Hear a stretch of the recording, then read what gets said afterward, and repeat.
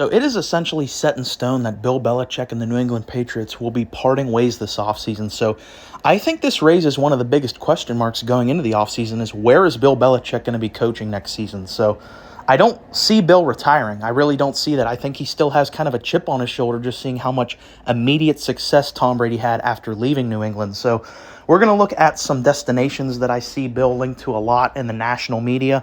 And then at the end, I'm going to throw out two under-the-radar teams that I don't think they're that realistic, him going there, but you're going to have to hear me out on those ones. So let's get into the teams. And the first team is the Los Angeles Chargers. I think on paper is going to be an extremely intriguing team for Bill Belichick. We obviously know he's going to prioritize his defense. Well, the Chargers, they have high-end defensive talent that I think is really going to make Bill take a look at this Chargers team. You have Khalil Mack coming off of one of the best seasons of his career, a guy that I thought was exiting his prime, but Khalil Mack is having one of the most underrated seasons this year just because the Chargers are a fledgling disaster. You have Joey Bosa. We know when healthy how productive he can be. Derwin James, I think, when healthy, is one of the most productive playmaking safeties in the entire league.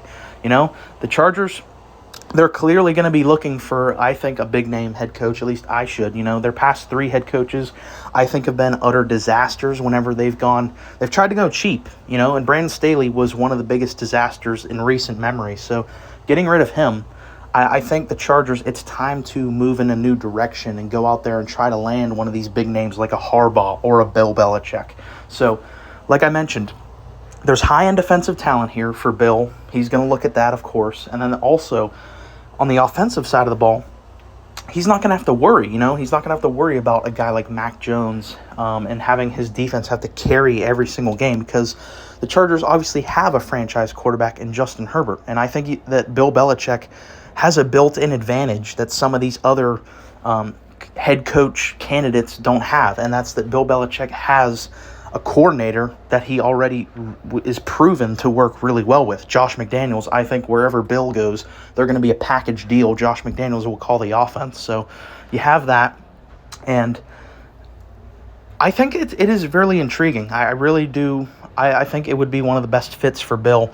The only thing that I think kind of deters me from really thinking Bill would go to the Chargers is I just don't really see him as an LA guy. That just doesn't strike me as a match made in heaven. Bill just does not seem like that kind of guy, an LA vibe.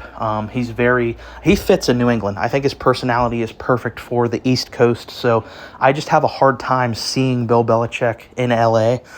So that would be probably the only thing for me that would hold me back from being confident and saying he's going to go there. But from a on paper standpoint, it makes all kinds of sense. Now, another team that I see linked to Bill Belichick a lot, and this is in the same division, is the Las Vegas Raiders. I don't see this one to be very likely for a couple different reasons. Number one being, I think the Raiders are honestly just going to hire Antonio Pierce as their head coach next season. I don't see them going out of house. They've had a lot of success after firing Josh McDaniels. And, of course, like we just mentioned, I think wherever Bill wants to go, he's going to probably want to bring McDaniels with him. Obviously, McDaniels is not going back to the Raiders as the OC. That's kind of a little thing, but the main point for me not seeing Bill going there is I just simply think they've already found their guy with Antonio Pierce. And on top of that, Antonio Pierce is going to be a hell of a lot cheaper than Bill Belichick as a head coach. From a on paper, roster standpoint,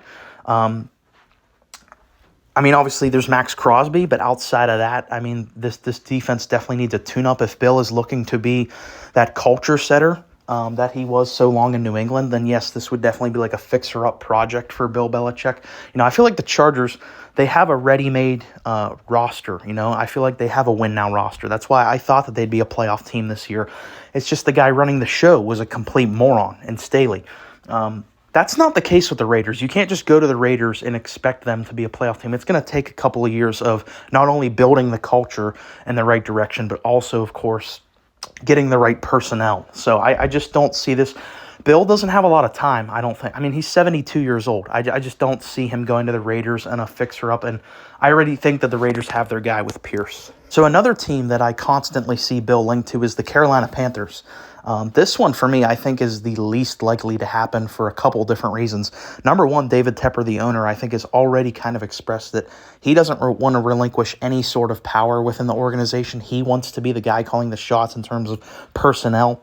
And Bill, I think, coming in, he's going to want that. So I don't think he wants a meddling owner like that. Even though Tepper has a lot of money to throw around, and that's probably the biggest positive for the Panthers job, is that you have a very wealthy owner who's not afraid to throw money around.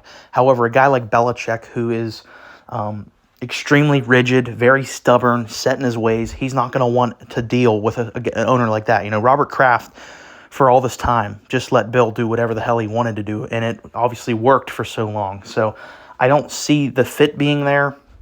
And again, similar to what we said about the Raiders, just in terms of personnel, like, this team needs a lot of work. And if Bill is trying to get one more Super Bowl before he calls it quits for coaching, I don't think the Panthers, they're one of the worst teams in the league. They won 2 games this year. I just don't see this fit. I don't get why I'm seeing Bill linked to Carolina, other than the fact that they have a wealthy owner. But that's not everything. I just think it's a bad fit. Plus, you look at the clear frustration that you saw between Mac Jones and Bill Belichick just because Mac was not good enough.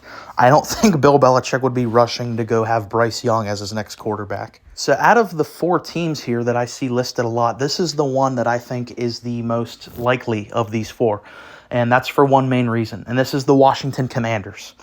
The main reason why I see him going there is it's a new management group. It's not one particular owner like David Tepper, who has a massive ego and wants to run the team.